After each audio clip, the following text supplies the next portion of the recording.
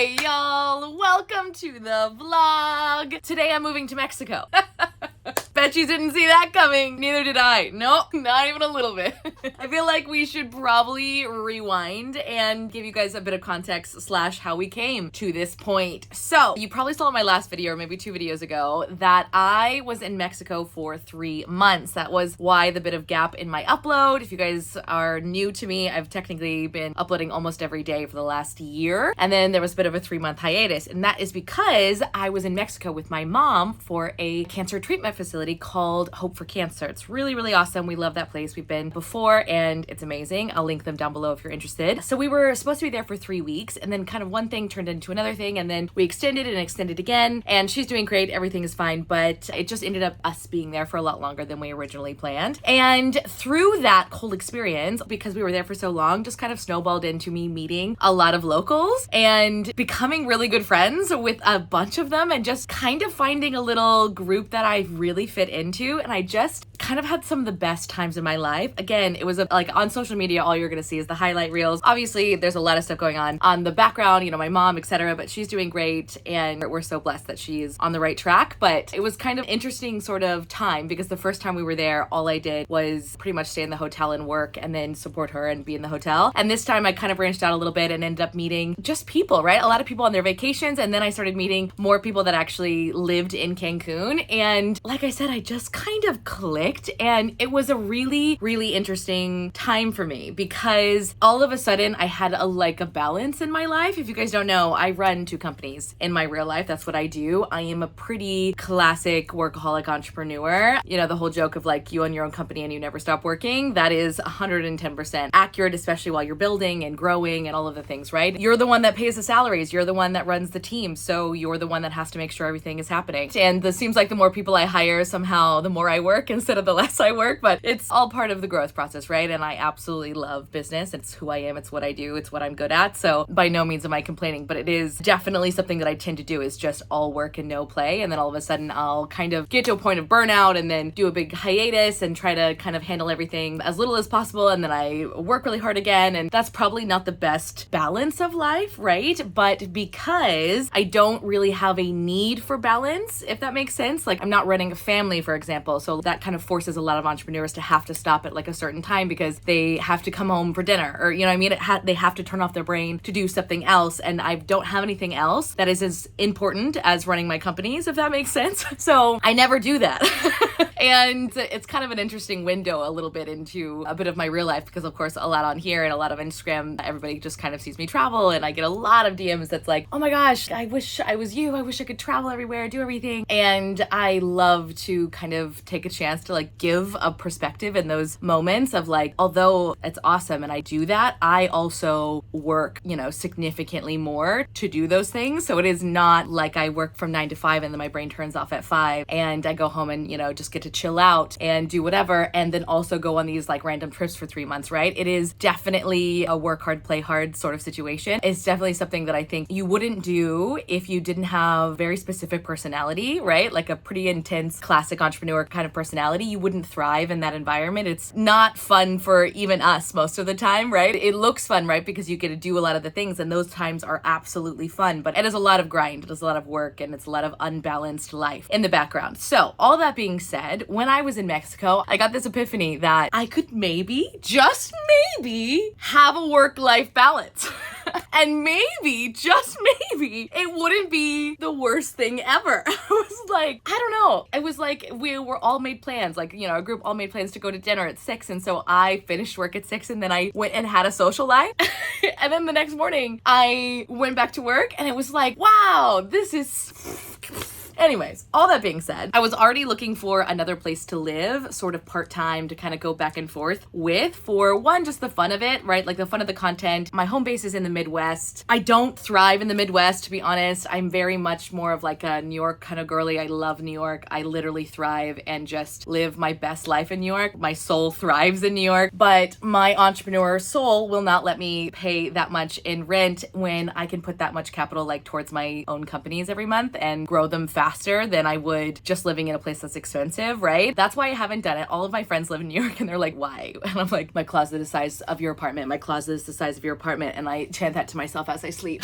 No, but kind of, just a little bit. It's an interesting like dilemma that I've had with myself for a long time, right? Because on the one hand, is it cheaper and can you grow faster? Yes. But on the other hand, is it sacrificing a touch of your like mental health? Yes. If you don't thrive in your environment, right? People that live where you are aren't giving you energy and like you aren't feeding off of the energy of your environment, then like it's always going to be a struggle to grow as fast as it would have been if you were in an environment that like gave you energy. Does that make sense? So I thought, you know what, instead of just like going black or white and just being like, drop everything, get in a place in New York, make my life 10 times harder because it's going to be 10 times more expensive, but like at least I'll be happier kind of thing. I was like, you know what, how about we get a second home in another country, we travel back and forth depending on where it is, maybe once a month, maybe once every 3 months, I don't know. And actually before the pandemic, I was going to live in Paris full time. Like it was me and a couple other girls and we were going to get a penthouse in Paris. It was like a whole planned thing. And then you couldn't go to Paris without a full-time visa. And I didn't want a full-time resident visa because I wanted to be able to get the tax back for 6 months. And I was like, what's the point? So now you're kind of caught up to like mentally where I've been in the last like couple months anyways. And when this happened in Mexico, I just thought, what if I just get a house in Mexico? Like it's a short flight. It's not far. It's fun. I love the people here. I get a lot of energy out of the people here. Is it the best place for my companies or my business?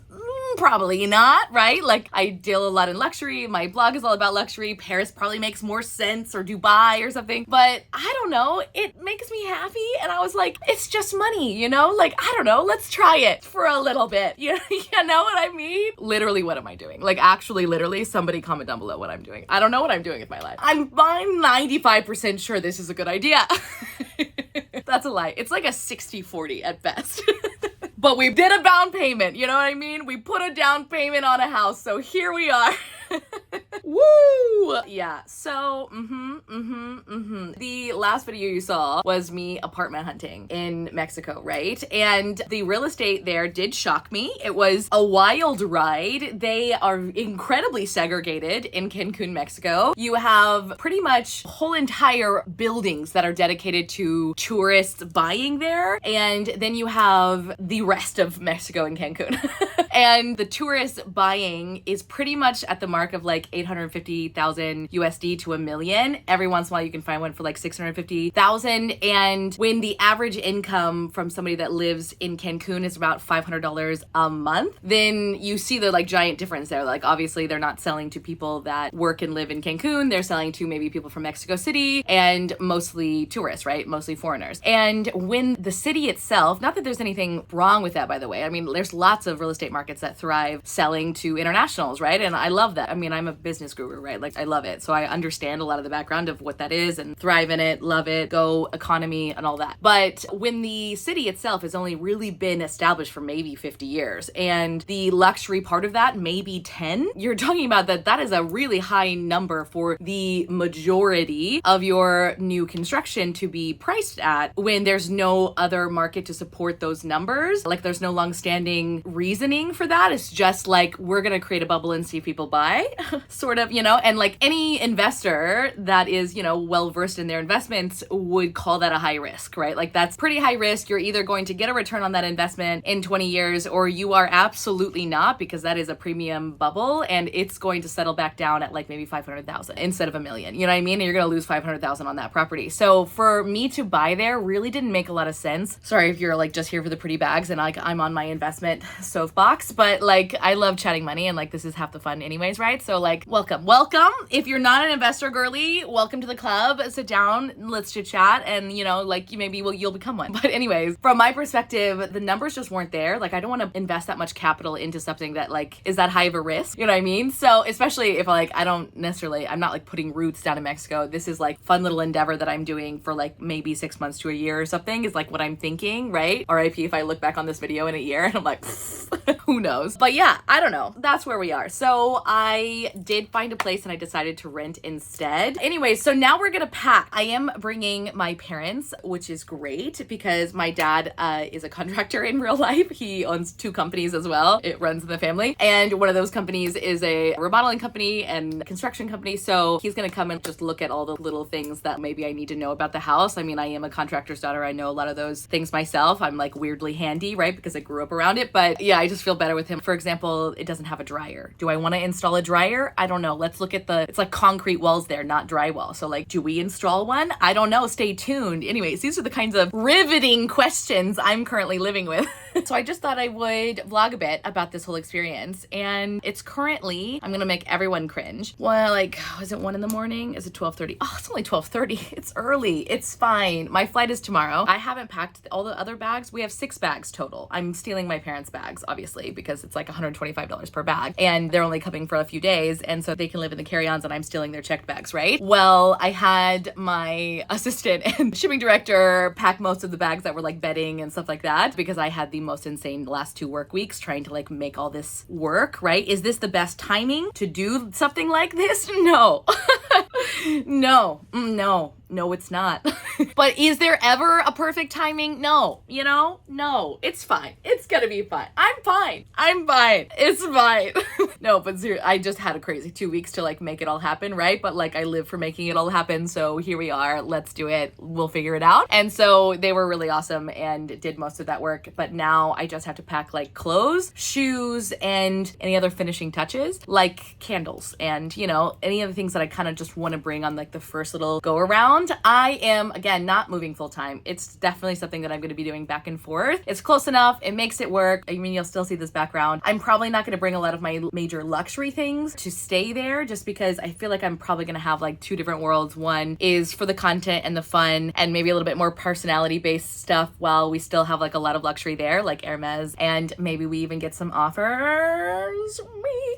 And do some personal shopping on my Instagram. If you guys don't know, I do live shows on my Instagram because when I started the podcast, it just started evolving into, I got so many questions about, oh my God, I love this investment idea of turning your closet into an investment portfolio, but like, where do I shop? How do I authenticate? All those like normal questions. And because I'm a blogger, right? And that's kind of like at this point, literally full time, a lot of what I do, especially on Instagram, it was like, all right, let me use my connections and let's like create a space that is made just for you guys and make a space that isn't built like a business. It doesn't have the same profit margins that you would normally have for an overhead of a company that was just doing this to, build just its small business of like reselling luxury goods. And let me be blogger first and kind of use this as like an added benefit for following me, like a thank you almost, like thank you for interacting with my content. Thank you for liking it. Thank you for watching my YouTube videos and stuff. And all the money that I invest in those weekly shows, I will do a show on Instagram where I offer you guys really, really, really good deals. And based on me wanting you to have a good investment piece that's going to retain its value in your closet, right? Like that's the goal of the pieces that I like find and source and offer on the show to you guys. That's a big thing that I do on a weekly basis. It takes a lot of work in the background and a huge part of what my team does because it just takes a lot to like make all those moving parts work. But you guys love it. I love it. But I do that on like a weekly basis, right? So like, how do I do that in Mexico? There's lots of logistics that we have to like work out. All that being said, I sometimes just do personal shopping whenever I'm traveling because I can't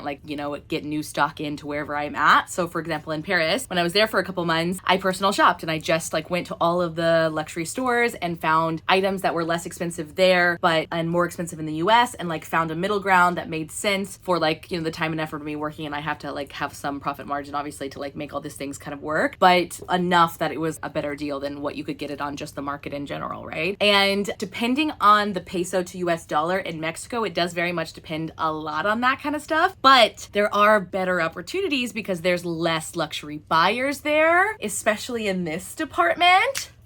So I think maybe we do a little bit more of like shopping and personal shopping when I'm in Mexico than we do like brand new stock over on Instagram. And for that reason, I think I'm going to leave a lot of my luxury stuff here and then there maybe develop a little bit more of that. I don't know. Also, I kind of love the juxtaposition of just me being like totally casual street carter there and here being like my normal classy self. It's actually so funny because everybody thinks I am significantly younger in Cancun every time I go. Like people people guess I'm like 20, 22, 23, and I love it. I like thrive in it because I do feel like I robbed myself of my 20s. If for anybody that doesn't know, I am in my 30s. I am 31 right now. Blah. Crazy. Not that there's anything wrong with that, by the way. No, you know what? I'm gonna reframe that. I'm 31. I'm about to turn 32, and I love it, and I'm thriving in it, and there's absolutely nothing wrong with that because I worked really hard to get here. But with that being said, I did grow my companies like all of my 20s. So everybody else got like the college fun loving experience and I didn't. So I'm very much like mentally 23 in that department of my life because I never got to experience it. So when I'm there and I'm thriving in like that fun loving, going out, living my best life energy, everybody just thinks I'm 23, and it's like I get to experience something that I kind of feel like I lacked in my life. I'm almost sad that I didn't get to experience just a little bit, and I love to experience that now because now I feel like I am established in who I am and I know who I am. And when you're in that world, it can be really probably easy to get lost and take things too far. You know what I mean? I'm sure you understand what I mean. Just like, you know, there's a line, there's like fun and a lot of great just living and thriving in your own kind of essence that world can give you. But then there's also a line where it is too much and there's, you know, it's for sure, right? And if you don't know yourself before you get into that space of like just having fun and like going out with your friends and whatever, then it can be easy to get lost. So I almost love this way that I've done it because now I'm established who I am. I have a definition of who I am. I know and thrive in who I am. And me going into that environment, I just get to amplify that and am not trying to search for anything that I don't already have. Does that make sense? So because of that, I just feel like I'm the luckiest girl ever and I just get to have so much fun. And it's just, I had some of the best 3 months of my whole life, which is crazy because obviously on one side, it was super stressful. We want to make sure, you know, mom's okay and has the best care and attention and, you know, everything that I can do to make sure that that happens is 100% my number one priority and goal. And that is going to happen. That's not even like a thought or a worry in my heart and my mind. Like that's 100% going to be taken care of in Jesus' name. But also I do love that I got to experience a little bit of just like thriving in my own world, right? Thriving in my own essence. So anyways, that's the whole freaking explanation. I know like these other YouTubers get on here and they're like, I'm moving to Mexico, come like pack with me. And then it's just a montage of them packing. And I give you the entire like recipe for soup and then make it in front of you before I even show you the picture of the soup. This is who I am, right? It's who I am. It's what I am. What do you want from me? I feel like you need this information to get the whole context of why I'm moving to Mexico, you know? All right, with that being said, we should probably pack because it is no longer 12:30. It's later than that now. And we do have to pack all the clothes. I'm fine, right? Like, do I pack in 3 seconds literally all the time? Yes, I do. This is no different. Also, we have a little cheeky unboxing to do. Pause. Boom. This is the Galaxy S23 Ultra. If you are a phone girly, you know that's a really big deal. If you're me, the greatness of what this is a little bit wasted on me, but apparently the camera on this bad boy is better. And my work phone is currently this bad boy, which is, I don't know, the iPhone 13? No. This is an iPhone 13 Pro. This is 11 Pro? I don't know, whatever, right? It's one of them. And I like it because they talk to each other. But what I don't like is the video quality. Here's the deal. I'm just gonna tell you how to make the soup really fast, okay? Just super quick. I bought this, okay? This is the Canon G7X. This is the whole, what every YouTuber ever uses, right? Because you can see yourself when you're talking, blah, blah, blah. I don't like it. The phone is so much easier. The phones have evolved since everybody was using these bad boys. The audio is better on the phone. This picks up literally every freaking thing always like around you and you have to constantly be worrying about audio. So then you have to wear a little microphone and like, you know, let's not make our lives harder. I'm busy enough. Here we are. Just make it work for you, right? So I was like, what if I just get a work phone that I use all the time that has a really good camera and I film on that instead, you know? What if? And I had one of those little upgrade doohickeys, you know what I mean, that you get in America. And so I got this one. Apparently this is gonna be the best phone that's ever existed. This is what it looks like. Oh, did I ruin the unboxing? Sorry, hold on. Aesthetics. Oh my God. No way. No way. Wow. Wow. Wow. Yes. Okay, yeah, so this is it. And here's the deal. I've literally never used, is this called an Android? Is this an Android? I don't even know what this is called. A Samsung? It's a Samsung Galaxy. Is anything not an iPhone an Android? I do not know what I'm talking about. Woo! Here we go. Whatever. It's this. You know what I mean? I've never used not an iPhone before. And, ooh, so satisfying. Oh, look at that mirror finish, boy. Ooh, Ooh, that's nice. That is nice. I'll give them that. Anyways, but you see these bad boys? Apparently this is like the best thing that has ever been or ever will be in the camera world. You can like zoom in to someone like a mile away and like see their license plate or something. Like literally, like that's not even me lying. Like that's actually a thing, apparently. Anyways, how do you turn this on? Samsung. And then the other annoying thing about this though is that it's not the same charger. You know what I mean? So will I like this or will I literally never use it and go back to my iPhone? Stay tuned to find out. Ooh, quick start guide. Galaxy 23 Ultra. I'm not gonna read that. Anyways, let's go pack. Packing! Okay, y'all, it's the next morning. I've taken a shower and packed everything. I was gonna do a cheeky little time lapse and then it got pretty chaotic there for a second and I had time to do nothing else but literally shove things in bags. And so yeah, here you go. This is, I don't know how many bags it is, 6 or 7, something like that. But now we're gonna put the bike in the Uber. So I'll film that for your entertainment. This is Exhibit A. And that is still have to go in the Uber. Ignore all the background of the absolute tragedy of what it is to pack last second, but there you go. This should be interesting. Okay, guys, we made the flight by an actual miracle. I really wanted to film more of that whole process, but there was literally no chance.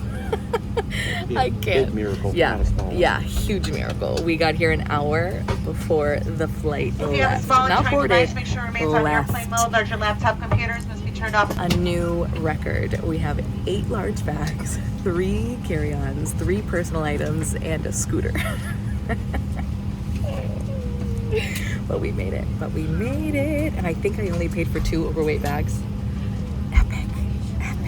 Brilliant. Love this. Oh, that's a good trick. If your bag is overweight, also make it a +1 bag because then you only pay for the overweight charge. You don't pay for the plus bag and an overweight. So I only paid like $250 or something, $225 for the extras. Epic. I am so excited. We are headed to our layover and then we are going to CANCUN, Mexico.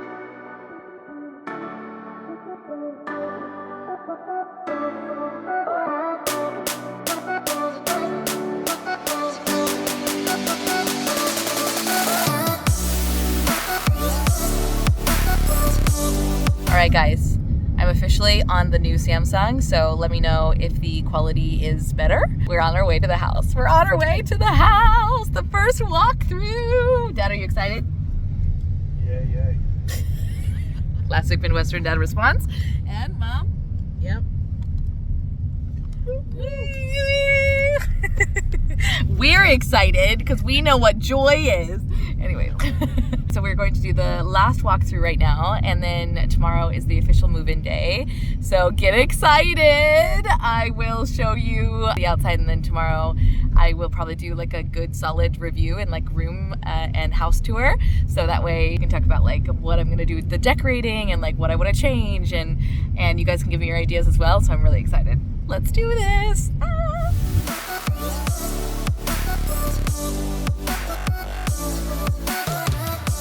We just went through the security gate and now we are headed to the house to do the very first walkthrough. I'll probably just give you guys a little sneak peek. Who's ready? Dun, da, da, da, da, da, da, da, da.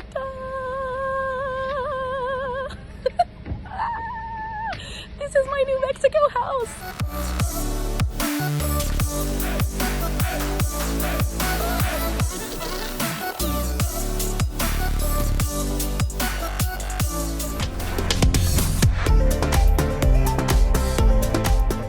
You excited, Dad?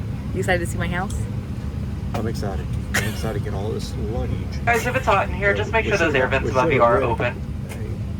A semi. Okay. Or another jet. You'd have liked that, wouldn't you? Another jet. I like We what could she thinks.